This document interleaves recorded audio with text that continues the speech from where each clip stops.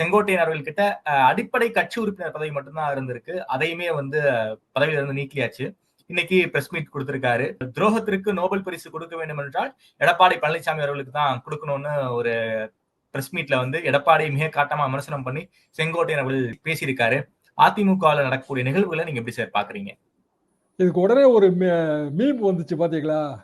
Nobel பரிசு பற்றி பேசுவதற்காக எம்ஜிஆர் மாளிகை வருகிறார் ட்ரம்ப் அப்படின்னு போட்டு ட்ரம்ப் நடுவில் நிற்கிற மாதிரி பின்னாடி ஜெயலலிதா படம், இந்த பக்கம் அந்த பக்கம் வந்து எடப்பாடி மற்றும் செங்கோட்டையன். அதாவது மக்கள் இதை உன்னிப்பா கவனிக்கிறாங்க. அதுக்காக நான் சொல்ல வரேன். அடுத்த ஒரு நிமிடங்கள் அந்த மீம் வந்துருச்சு. ஓகே. அப்போ அதிமுகவில் நடக்கிற விவகாரங்களை பற்றி சாதாரண மக்கள் கவலையில் தான் இருக்காங்க. வழக்கு போடத்தான் போறாரு, வழக்குல பெரிய ரிசல்ட் வராது. ஆனா அதிமுக சம்பந்தமான வழக்குகள்ல இதுவும் ஒரு வழக்கா மாறிடும்ல, ஒரு லிட்டிகேஷன். அப்போ யாருக்கு லாபம்? பிஜேபிக்கு தானே. சேர்பாபு அதை சொல்லுவாருங்க. அதுக்கு பிறகு சேர்பாபுட்டு ஒரு ரியாக்ஷன் கேட்கறாங்க டிவியில. அதிமுக வந்து பலவீனப்படுத்தும், இது பிஜேபியோட கரத்தை வலிமைப்படுத்தும் சொல்றாரு. எதை வச்சு சொல்றாருன்னா, பிஜேபியோட பேர வலிமை கூடும், அதிமுக பலவீனமா இருக்க பாருங்க, எத்தனை வழக்கு இருக்கு, நீங்க எங்களுக்கு 50 சீட்டாவது கொடுக்கணும்.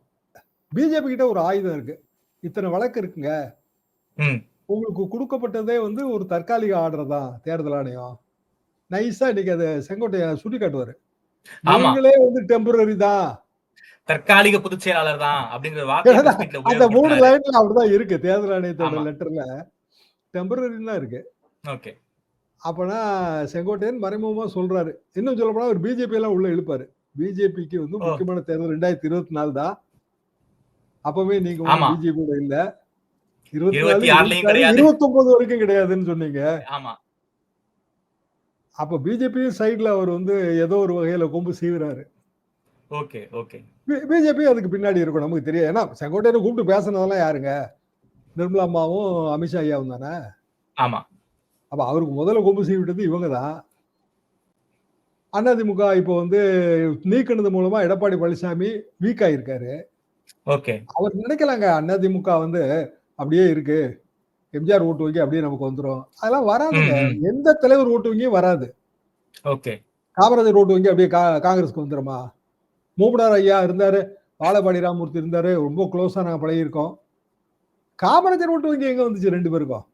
செல்வ பெருமையை மற்றவங்க எல்லாம் விட்டுருங்க, அழகிரி எல்லாம் விட்டுருங்க. மூப்பனார் காலத்துல வந்திருக்கணும்லன்ற, மூப்பனார் காலத்துல வரல இல்ல.